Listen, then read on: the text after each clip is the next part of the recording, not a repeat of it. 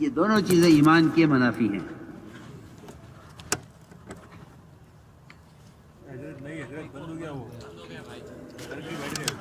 اللہ کے غیر سے کوئی امید کی جاتی ہے تو امید اور مسائل کا حل کا وعدہ جن اعمال سے ہے وہ اعمال بے اثر و مغلوب ہو جاتے ہیں،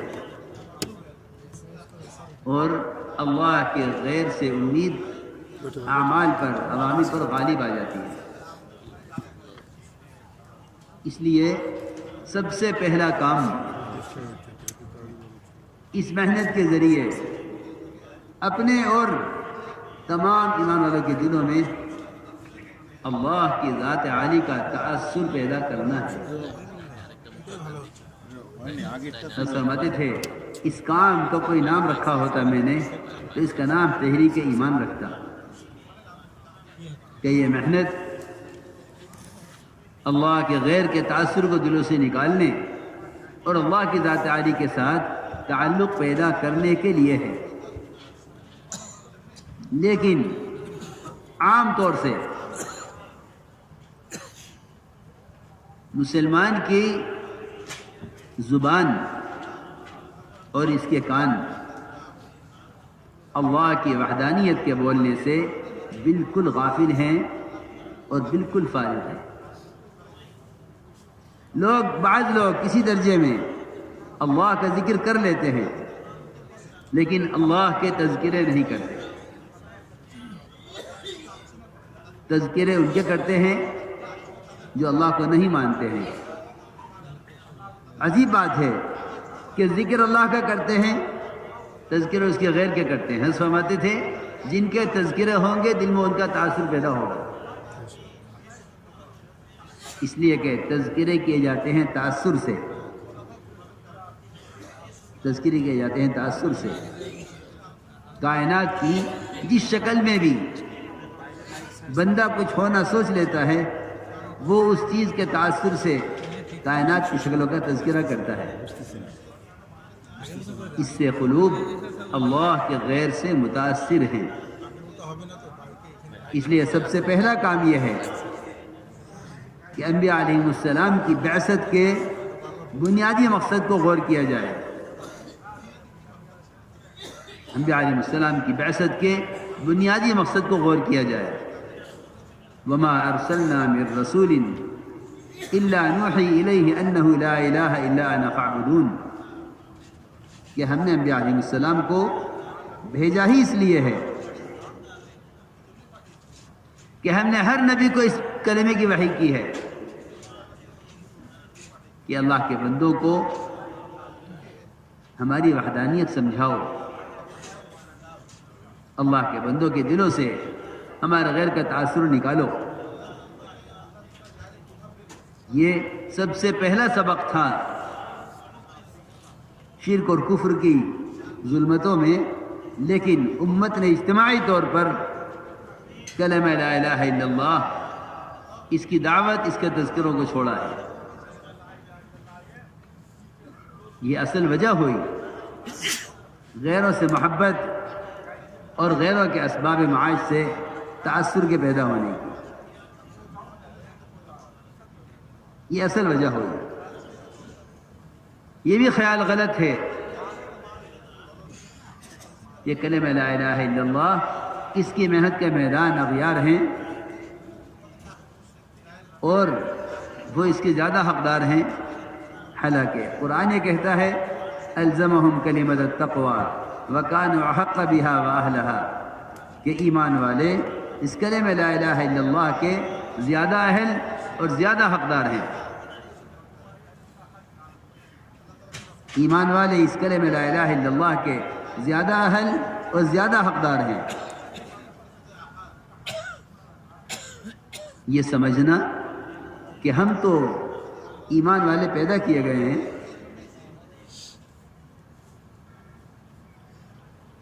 حالانکہ جتنے بھی کلمہ لا الہ الا اللہ سے اللہ کی اطاعت کا مطالبہ ہے وہ براہ راست مومن سے ہے۔ اس لیے سب سے پہلا کام یہ ہے کہ اللہ کے غیر کا تأثر دلوں سے نکالنے کے لیے اس کلمہ لا الہ الا اللہ کو انبیاء اور صحابہ کرام کی طرح تذکروں میں لایا جائے، اس کو تذکروں میں لایا جائے۔ جتنے کائنات کے نقشے پھیلے ہوئے ہیں، ان تمام نقشوں کا انکار قدرت کے مقابلے میں یہ تو ہر مومن سے مطلوب ہے، ہر مومن سے یہ مطلوب ہے کہ جتنے کائنات کے نقشے پھیلے ہوئے ہیں، ان تمام نقشوں سے نہ ہونے، محض تنہا اللہ کی ذات عالی سے ہونے، اس کو اپنا روزانہ کا معمول بنایا جائے۔ کہ میں نے عرض کیا کہ یہ کلمہ لا الہ الا اللہ تذکروں میں سے نکلا ہوا ہے، یہ کلمہ لا الہ الا اللہ تذکروں میں سے نکلا ہوا ہے، اس کو تذکروں میں لاؤ، اس کو تذکروں میں لاؤ، اس لیے کہ جتنے کائنات کے نقشے ہیں، ان نقشوں کا تأثر نکلے گا نہیں جب تک نقشوں کا انکار نہیں کیا جائے گا قدرت کے مقابلے میں۔ حضرت فرماتے تھے اللہ کی ذات عالی سے براہ راست فائدے اٹھانے کے لیے کائنات کا یقین نکلنا شرط ہے، اللہ کی ذات عالی سے براہ راست فائدے اٹھانے کے لیے کائنات کا یقین نکلنا شرط ہے۔ اگر دل میں کائنات کا یقین ہے تو قدرت سے استفادہ نہیں کر سکتا، اگر دل میں کائنات کا یقین ہے تو قدرت سے استفادہ نہیں کر سکتا۔ استفادہ قدرت کے لیے کائنات کا یقین نکلنا یہ پہلی شرط ہے۔ اس لیے سب سے پہلا کام یہ ہے کہ انبیاء علیہ السلام کے پہلے دن کے سبق کی طرف اور انبیاء علیہ السلام کے پہلے دن کے کام کی طرف پلٹ کر جائیں۔ حضور اکرم صلی اللہ علیہ وسلم اور آپ سے پہلے انبیاء علیہ السلام سب سے پہلے اللہ کی توحید کی دعوت لے کر آئے۔ جتنی شکلیں کائنات میں پھیلی ہوئی تھی ان تمام شکلوں کا انکار کیا قدرت کے مقابلے میں۔ کفار و مشرکین نے اپنی تمام بشری حاجتوں کو شکلوں پر ایسے تقسیم کیا ہوا تھا کہ وہ کہتے تھے کہ یہ شکل اولاد کے لیے، یہ شکل زراعت کے لیے، یہ شکل بارش لینے کے لیے، یہ شکل قرض ادا کرانے کے لیے۔ فرماتے تھے کہ اگر اعمال کو نکال دیا جائے، احکام کو نکال دیا جائے اسباب میں سے، تو یہ اسباب اور یہ تمام شکلیں یہ آپس میں مشترک ہو جائیں گی، ان میں کوئی فرق نہیں ہے، ان میں کوئی فرق نہیں ہے۔ اسباب میں اور ان تمام شکلوں میں فرق صرف اس کا ہے کہ اسباب میں احکام اصل ہیں، اگر احکام نکال دیے جائیں اسباب سے تو ان میں، اور صاف بات یہ ہے کہ بتوں کی شکلوں میں کوئی فرق نہیں ہے، اس لیے کہ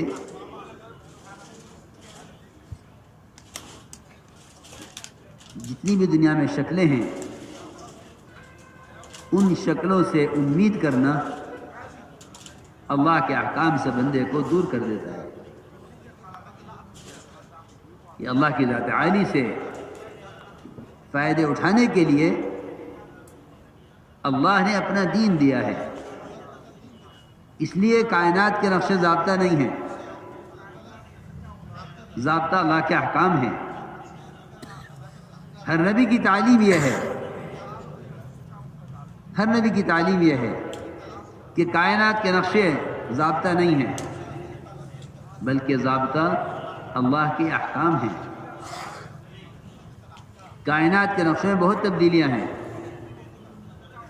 کائنات کے نقشے میں بہت تبدیلیاں ہیں، زمینیں ہیں غلہ نہیں ہے، تجارت ہے نفع نہیں ہے، دوائیں ہیں شفا نہیں ہے، بیویاں ہیں، اولاد نہیں ہے۔ آپ کائنات نشو اٹھا کے دیکھیں گے تو آپ کو کائنات کے نقشوں میں بہت تبدیلیاں ملیں گی، لیکن اللہ کے ضابطوں میں کوئی تبدیلی نہیں ہے۔ اس لیے یہ بات سب سے پہلے سکھلائی گئی کہ کائنات ضابطہ نہیں ہے، بلکہ ضابطہ اللہ کا دین ہے۔ کائنات ضابطہ نہیں ہے، ضابطہ اللہ کا دین ہے، اس لیے ضابطے کو سامنے رکھ کر چلو، کائنات کے نقشوں کو سامنے رکھ کر مت چلو۔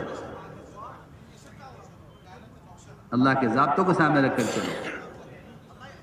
یہ اللہ کا ضابطہ اللہ کا دین ہے، کائنات ضابطہ نہیں ہے۔ اسے کائنات میں بہت تبدیلیاں ہیں، کائنات میں بہت تبدیلیاں ہیں، اللہ کے ضابطے میں کوئی تبدیلی نہیں ہے۔ لا تبدیل لخلق اللہ ذالک الدین القیم ولکن اکثر الناس لا یعلمون۔ کہ اللہ کا ضابطہ اللہ کا دین ہے، کائنات میں بہت تبدیلیاں ہیں، اس لیے اللہ رب العزت کی مشیت اور وہ چاہت تمام ملائکہ پر، تمام انبیاء پر، تمام اولیاء پر، تمام صلحاء اور اہل اللہ پر اور تمام کائنات کی مخلوق پر اللہ کی مشیت غالب ہے۔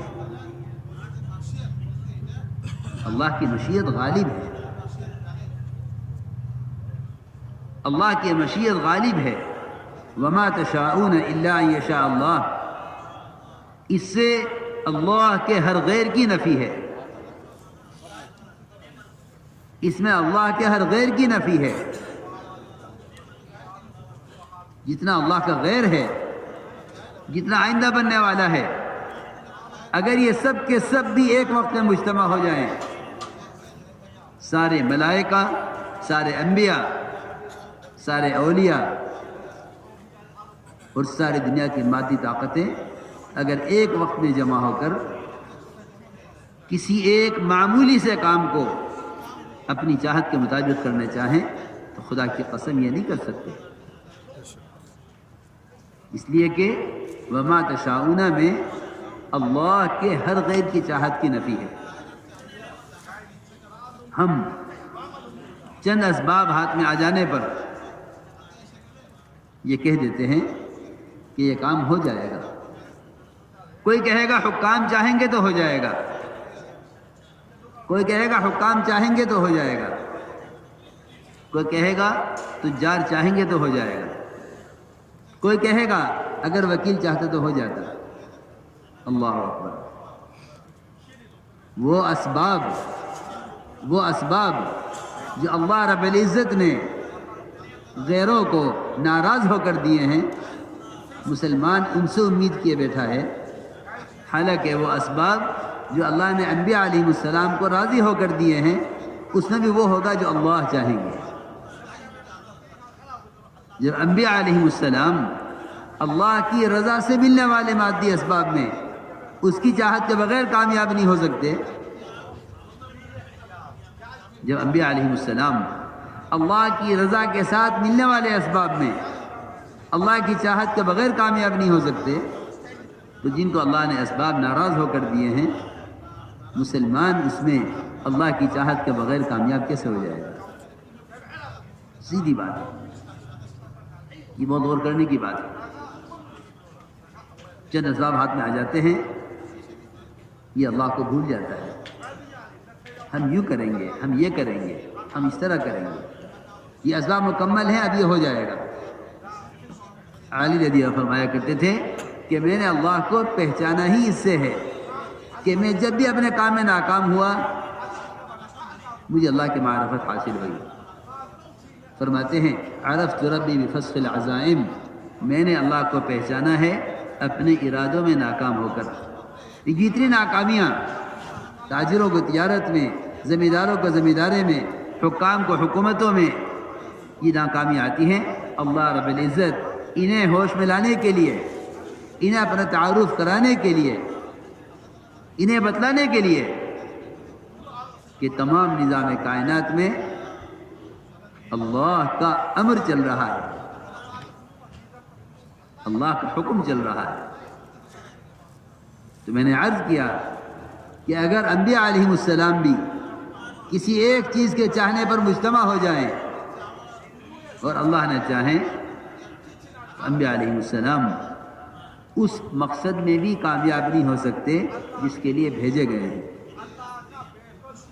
انبیاء کی بعثت کا مقصد ہدایت پر لانا ہے امت کو. انبیاء کی بعثت کا مقصد امت کو ہدایت پر لانا ہے. لیکن آپ صلی اللہ علیہ وسلم کی پوری چاہت تھی کہ ابو طالب کلمہ پڑھ لیں. اللہ نے نہ چاہا. باوجود کوشش کے چاہت پوری نہ ہوئی. باوجود کوشش کے چاہت پوری نہ ہوئی. اللہ نے بتلایا انک لا تہدی من احببت ولکن اللہ یہدی من یشاء کہ آپ کو جو کام دے کر بھیجا گیا ہے آپ اس کام میں بھی اپنی چاہت سے ہدایت نہیں دے سکتے. اللہ چاہیں گے تو ہدایت دیں گے. اللہ چاہیں گے تو ہدایت دیں گے. آپ چاہتے تھے وحشی کو کوئی قتل کر دے, حضرت حمزہ کے قاتل کو. آپ چاہتے تھے وحشی کو کوئی قتل کر دے. آپ چاہتے تھے کہ ابو طالب کلمہ پڑھ لیں. ایک کی ہلاکت کی چاہت اسے ہدایت مل رہی ہے, ایک کی ہدایت کی چاہت اس کے حصے میں ہلاکت آ رہی ہے. یہ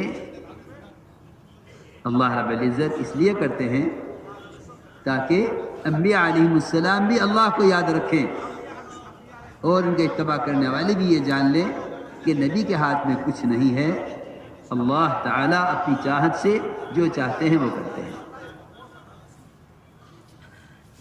یہ بتلانے کے لیے کہ اگر ہم اسباب تمہیں دے رہے ہیں تو یہ اسباب تمہارے اطمینان کے لیے نہیں ہیں. یہ اسباب تمہارے اطمینان کے لیے نہیں ہیں بلکہ یہ اسباب تمہارے امتحان کے لیے ہیں.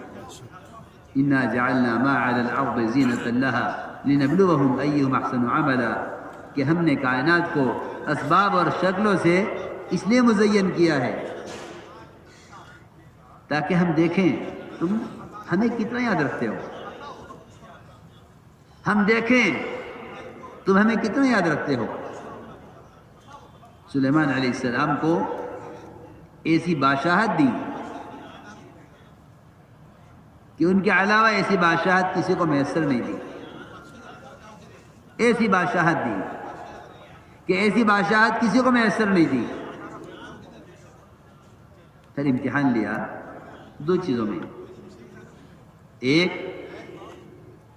اسباب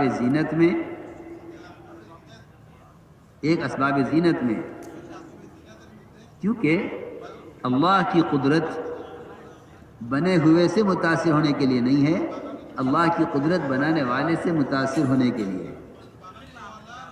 ہم جتنے متاثر ہیں وہ بنے ہوئے سے متاثر ہیں. بنے ہوئے سے متاثر ہونا غفلت ہے, اور بنے ہوئے کو دیکھ کر بنانے والے سے متاثر ہونا یہ ذکر ہے. اس کا بننے والا کون ہے؟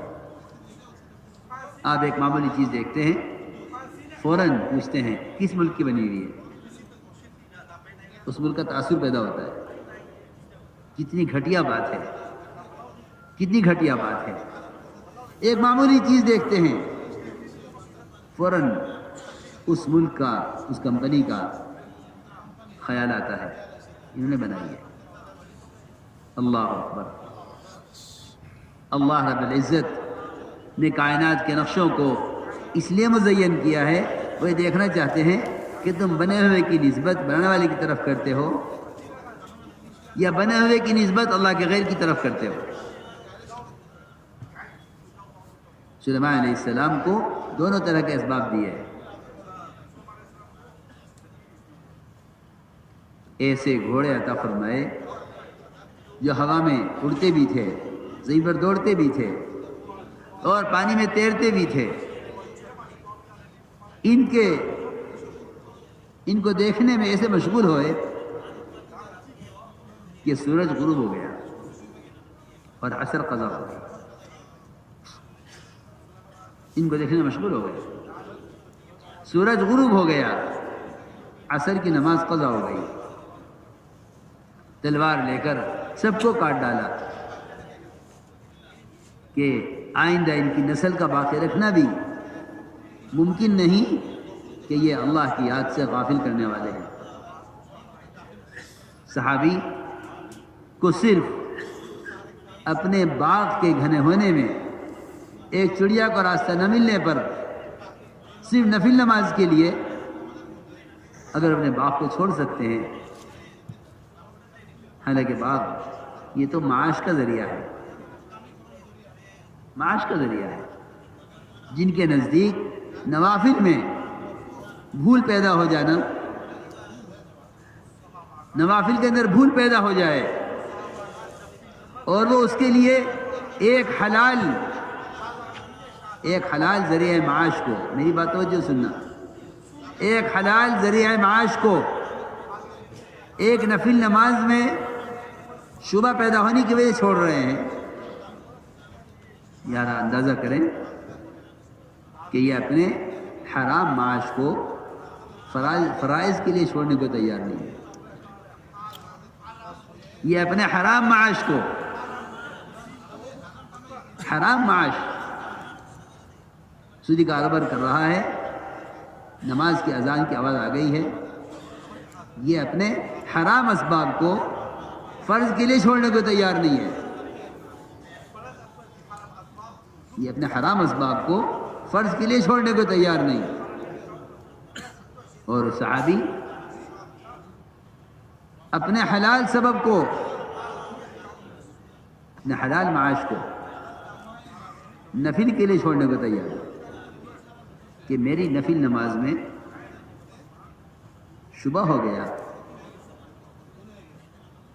کہ ہم نے دنیا کو مزین اس لیے کیا ہے کہ ہم تمہارے نوافل سے لے کر فرائض تک اور کمانے کے احکام سے لے کر خرچ کرنے کے احکام تک ہم تمہیں ان سب میں آزمانا چاہتے ہیں۔ تو میں نے عرض کیا کہ سلیمان علیہ السلام نے یہ ساری بادشاہت ایک طرف، عصر کی نماز ایک طرف، ان گھوڑوں کو کاٹ ڈالا کہ مجھے آج کی نماز چاہیے۔ واقعی جنہیں اپنے عمل کے ضائع ہونے کا ایسا غم ہو، جنہیں اپنے عمل کے ضائع ہونے کا ایسا سچا غم ہو، اللہ رب العزت ایسا کے عمل کو ضائع نہیں فرماتے۔ اللہ نے حکم دیا سورج کو کہ واپس نکلو، ہمارے بندے سلیمان کو عصر کی نماز پڑھنی ہے آج کی، ہمارے بندے سلیمان کو آج کی عصر پڑھنی ہے، واپس آؤ۔ سورج واپس نکلا، سورج واپس نکلا، عصر کی نماز ادا کی، پھر سورج غروب ہوا۔ فرماتے تھے کہ تم دعوت عبادت کو ان کے حق کے ساتھ جمع کر کے دکھلا دو، اللہ رب العزت دعوت عبادت کے جمع کرنے پر نظام کائنات کو تمہارے لیے مسخر کرنے والے ہیں۔ یہ پکی بات ہے کہ نظام کائنات مسخر ہوتا ہے دعوت عبادت کے جمع کرنے پر۔ دوسری بات یہ ہے کہ ہم سب اجتماعی طور پر اس دھوکے میں پڑے ہوئے ہیں کہ اللہ رب العزت نے نظام کائنات بنا دیا ہے اپنی قدرت سے اور بنا کر فارغ ہو گئے ہیں۔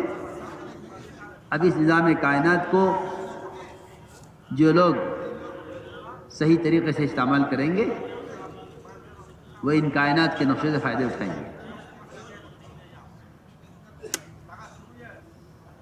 یہ دہریت ہے، یہ دہریت ہے جس کا احساس مسلمانوں میں سے ختم ہو چکا ہے۔ یہ دہریت ہے۔ دہریت کا خلاصہ یہ ہے کہ نظام کائنات سے چل رہا ہے، یہ دہریت کا خلاصہ ہے۔ سائنس میں پڑھایا جاتا ہے، کہ کائنات کے نظام میں جو فرق آ رہا ہے، جو تبدیلی آ رہی، جو تغیر ہو رہا ہے وہ کائنات سے ہو رہا ہے۔ یہ سائنس کا خلاصہ ہے اور یہی دہریت کا اصل مفہوم ہے۔ کہ نظام کائنات کائنات سے چل رہا ہے. خدا کی قسم ایسا نہیں ہے. اگر ایک پتا بھی طرف لٹکا ہوا ہے وہ گرنے میں اللہ کے امر کا منتظر ہے. آپ دیکھتے ہیں پورا درخت پتوں سے خالی ہو گیا. ایک پتا آخری شاخ پر اوپر فضا میں لٹکا ہوا ہے. پوچھو سائنسدانوں سے، وہ بتائیں گے کہ وہ چیز بتلائیں گے جس سے کبھی اللہ کے امر کی طرف توجہ و خیال جائے گا ہی نہیں. زلزلے آ جائیں، پوچھو سائنسدانوں سے کیوں آتے ہیں، وہ بتائیں گے زمین کی پلیٹوں کا حساب، جس سے کبھی خیال اس طرف جائے گا ہی نہیں کہ زمینوں میں زلزلے زنا سے آتے ہیں. کبھی خیال نہیں جائے گا اس طرف، کیونکہ وہاں کائنات کے تغیرات کو خالق سے اور کائنات کے تغیرات کو اللہ کے ذاتوں سے جوڑنے کی بات ہی نہیں ہے. وہاں بات الٹی چل رہی ہے کہ اللہ رب العزت کائنات کو بنا کے فارغ ہو گئے ہیں. نہیں، خدا کی قسم، نظام کائنات کائنات سے نہیں چلتا. نظام کائنات خالق کائنات سے چلتا ہے. تو میں نے عرض کیا کہ لوگ اللہ کی قدرت یہاں تک سمجھتے ہیں کہ اس نے غلے کے لیے زمین بنا دی ہے، اس سے غلہ لو. اللہ نے زمین بنا دی ہے غلے کے لیے، تم اس سے غلہ لو. یہ سے غلہ لیتے ہیں، جو اس سے غلہ لیتے ہیں وہ اس کے تشکر کا بھی اصرار کرتے ہیں. بہت ضروری بات ہے. جو زمین سے غلہ لیتے ہیں وہ اس کے تشکر کا بھی اصرار کرتے ہیں. یہ زمین تمہیں غلہ دے رہی ہے، زمین کا شکریہ ادا کرو. زمین تمہیں غلہ دے رہی ہے، زمین کا شکریہ ادا کرو. یہ نہیں، ابراہیم علیہ السلام نے یہ سبق سکھلایا ہے. ابراہیم علیہ السلام نے سبق سکھلایا ہے. لم یکن من المشرکین شاکرا لانعمہ، کہ ابراہیم علیہ السلام مشرک نہیں تھے، شاکر تھے. کیا مطلب شاکر کا؟ شاکر اس کو کہتے ہیں جو کائنات کے تمام نظام اور کائنات کے نقشوں سے حاصل ہونے والے تمام منافع اور فائدوں کو براہ راست بغیر کسی شرکت کے اللہ کی طرف منسوب کرے، اس کو شاکر کہتے ہیں.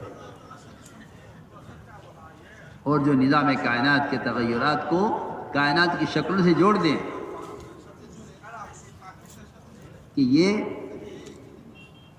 شرک کے راستے پر چل پڑتے ہیں، یہاں تک کہ یہ ان تمام نتائج کو ان اسباب کے ساتھ باندھ دیتے ہیں. انہیں کائنات کے تغیرات میں اللہ کا خیال نہیں آتا. وہ صاف بات ہے. تو میں نے اس پر عرض کیا تھا کہ اللہ رب العزت نے جو کائنات کے نقشے پر نظام بنایا ہے، اس نظام کو مومن کے اس امتحان کے لیے بنایا ہے کہ اس کائنات کے نظام میں شاکر بن کر چلتا ہے یا مشرک بن کر چلتا ہے. سیدھی بات ہے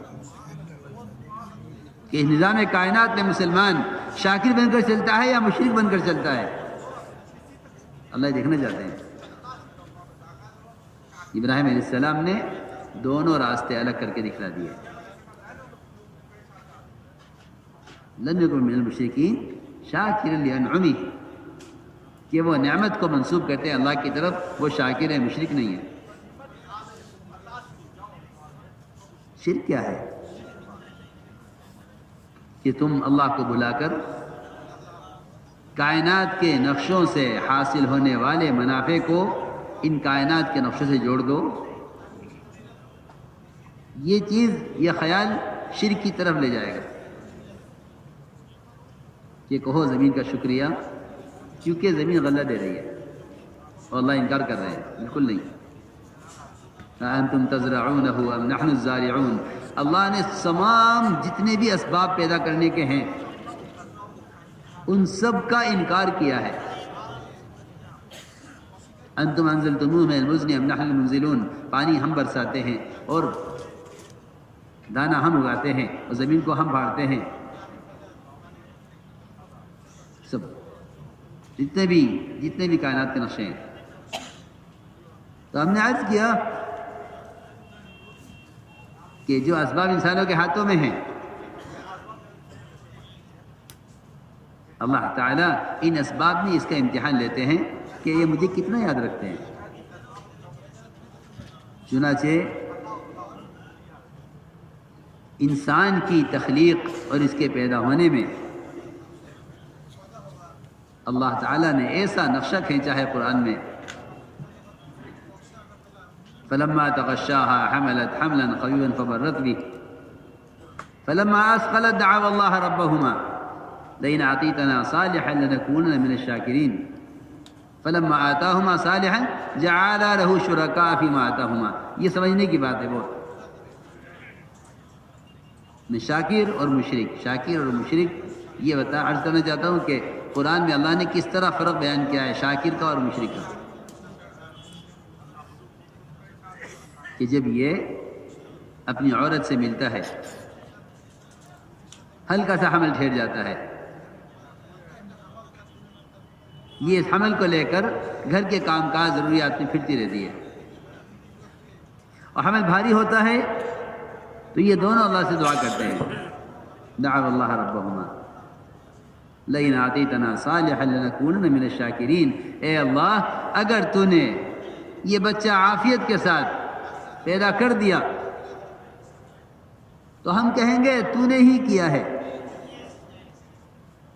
ہم کہیں گے تو نے ہی کیا ہے، لنکونن من الشاکرین فلما آتاہما صالحا جعل له شرکاء فیما آتاہما، اور جب ان کو ہمیں اپنی قدرت سے دیتے ہیں تو یہ ہمارے کیے ہوئے میں ہمارے غیر کو شریک کرتے ہیں۔ آپ دیکھیں، ہم غور کریں، اللہ رب العزت اس تنگ راستے سے اپنی قدرت سے نکالتے ہیں، اور یہ 2 رکعت نماز شکرانے کی سجدہ اس خالق کو کرنے سے پہلے جس نے محض اپنی قدرت سے اس کو پیدا کیا ہے، اس سے پہلے ڈاکٹروں کا شکریہ ادا کرتے ہیں، اگر آپ نہ ہوتے تو یہ کام نہیں ہو سکتا تھا۔ پہلا مٹھائی کا ڈبہ ڈاکٹر کو، پہلا ہدیہ ڈاکٹر کو، پہلا تشکر ڈاکٹر کا، جی ہاں آپ کا شکریہ، آپ کا شکریہ، آپ نہ ہوتے تو یہ نہ ہوتا۔ انہیں بھی فخر ہے کہ ہم نے یہ کیا، انہیں بھی شکر ہے کہ آپ نے کیا۔ قرآن صاف کھول کے کہہ رہا ہے کہ جب ان پر پریشانی آتی ہے تو کہتے ہیں اللہ کریں گے، اور ہم کرتے ہیں تو انہیں کرنے کے بعد ہمارا خیال بھی نہیں آتا۔ دیکھو، تو میں نے عرض کیا اسباب معاش ہوں یا وہ اسباب زراعت ہوں یا وہ اسباب تجارت ہوں یا وہ ایک ضابطۂ تخلیق انسانی ہو، وہ تو انسان کی تخلیق کا ضابطہ کیوں نہ ہو، اللہ نے اسے بھی آزمایا۔ یہ نہیں کہ ہم کوئی خیر کا کام کریں گے اس میں تو اللہ کی مدد ہوگی ہی۔ تو میں نے عرض کیا کہ ایک امتحان تو سلیمان علیہ السلام کا یہ ہوا کہ ہم نے نادر و نایاب خوبصورت گھوڑے دیے دیکھنے کے لیے کہ نماز کتنی یاد رکھتے ہیں۔ ادھر یہ ارادہ کیا کہ 100 مجاہد اللہ کے دین کی محنت کے لیے اپنی اولاد میں سے 100 بیویاں اعلیٰ نسل کی، یہ ارادہ بھی اعلیٰ ہے، بیویاں بھی اعلیٰ نسل کی ہیں، ولود خوب بچے جننے والی، اللہ کی شان۔ فرشتے نے کہا انشاءاللہ کہہ لیجئے، انشاءاللہ کہہ لیجئے۔ فرشتے نے کہا روایت میں انشاءاللہ کہہ لیجئے، اپنے ارادے کو اللہ کی چاہت پر موقوف کر لیجئے کہ نہیں۔ ہمارا حال یہ ہے کہ اسباب اللہ کی یاد کو ایسا بھلا دیتے ہیں، اس کو بھلانے کی وجہ یہ ہے کہ یہ کہتے ہیں اسباب اللہ نے تو دیے ہیں، اسباب اللہ نے تو دیے ہیں۔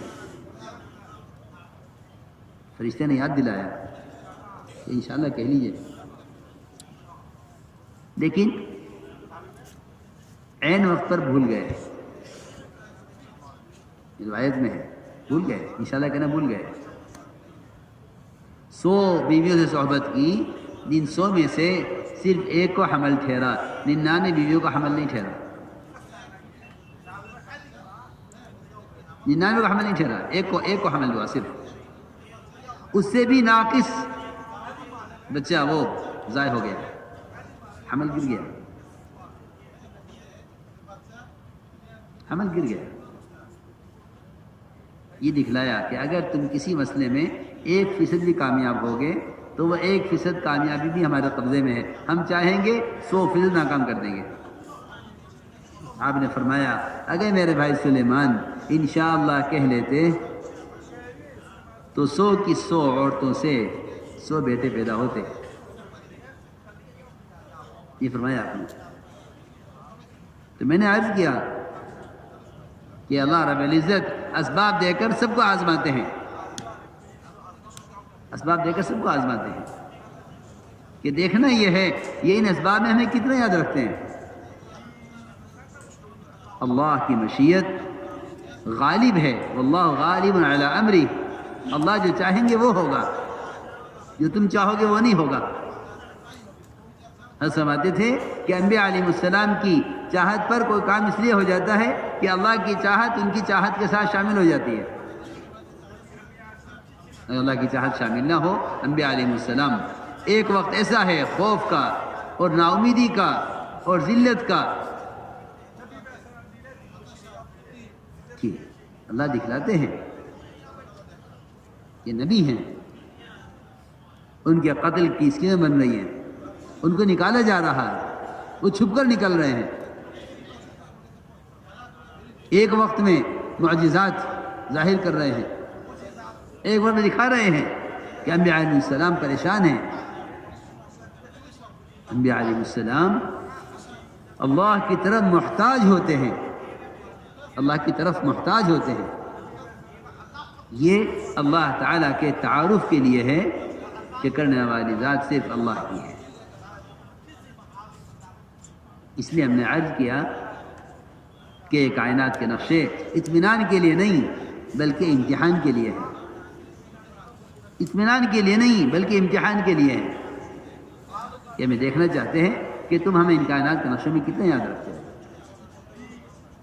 اس لیے کائنات کے تغیرات اللہ کے تعارف کے لیے ہیں۔ ابراہیم علیہ السلام نے یہ راستہ دکھلایا، تمام شکلوں کا انکار کیا قدرت کے مقابلے میں، جب شکل کا انکار کیا تو شکل مقابلے پر آ گئی، نمرود نے مقابلہ کیا کہ یا تو ہمیں رزاق مانو ورنہ ہم تمہارا راشن بند کریں گے، کہ تم راشن بند کرتے ہو تو کرو،